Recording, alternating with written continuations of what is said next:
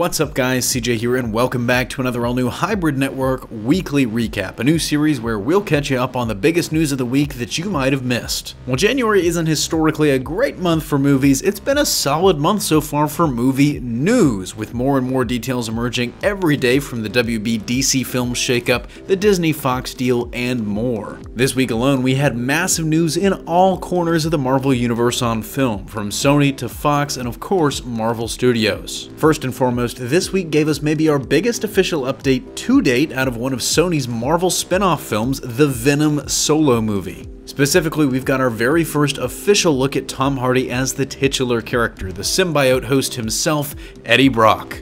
But before you get too excited, no, this isn't Eddie in full-on CGI symbiote mode. Instead, it's him as a mere mortal, but it does confirm several exciting things for the movie. First and foremost, we see Eddie in the field as a reporter, confirming that at least that's going to be comic accurate in this movie, despite earlier rumors that he'd potentially see a career switch. More than that, we see in his journal a confirmation that the villains of the film will be the Life Foundation, a group in Marvel Comics that created 5 symbiotes derived from the Venom symbiote itself, called Agony, Phage, Riot, Lasher, and Scream.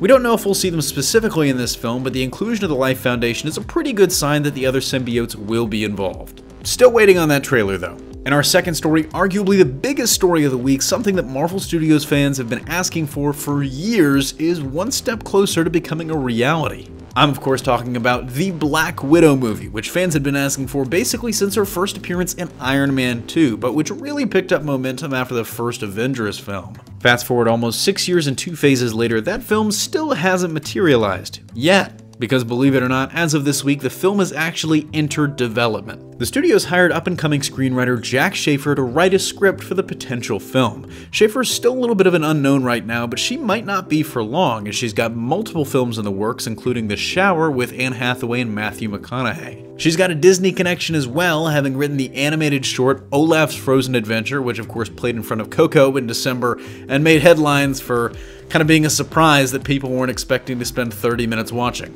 And you know, some people might say that Disney's just reacting to the current political and cultural climate by moving forward with this movie, which has been a complaint for so long, to which I say, so what? I mean, this is the one thing that Marvel's been hit over the head with for the last few years. They have a surprising lack of female-led films that's luckily going to be ended by Captain Marvel in 2019. But if they want to keep trying to fix that, I'm all for it. Black Widow does have enough good stories in the comic that you could adapt into at least one film.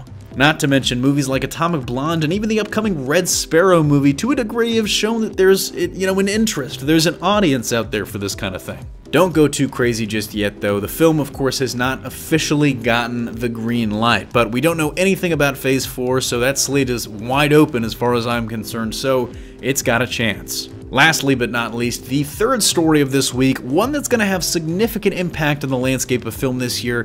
Fox has done some major reshuffling of their Marvel releases. First, they're moving Deadpool 2 up 2 weeks to May 18th to get at least one pretty clean box office weekend before Solo: A Star Wars Story hits theaters the week after that, even though they'll probably still get a little competition from Infinity War, which at that point would be entering its 3rd week. Next, allegedly as a result of that move, they've delayed New Mutants 10 months, pushing it out of April this year into February of next year, a move that Fox claims was to make sure that it and Deadpool 2 didn't open at the same time in certain foreign markets. I say allegedly and claim very deliberately there, because recent reports have emerged claiming that that is definitely not the only reason for the delay, to say the least. After the movie recently screened for test audiences, as in just in the last few weeks, El Maimbe over at The Wrap has claimed that the delay is so that reshoots can make the movie even scarier. But I've heard from our friends over at Omega Underground that the studio does have some concerns about the tone of the movie and director Josh Boone's vision just going the other way. The reshoots will be to make the movie lighter. Regardless, all we know for sure is that it's going to be a little while until we get our eyeballs on that one.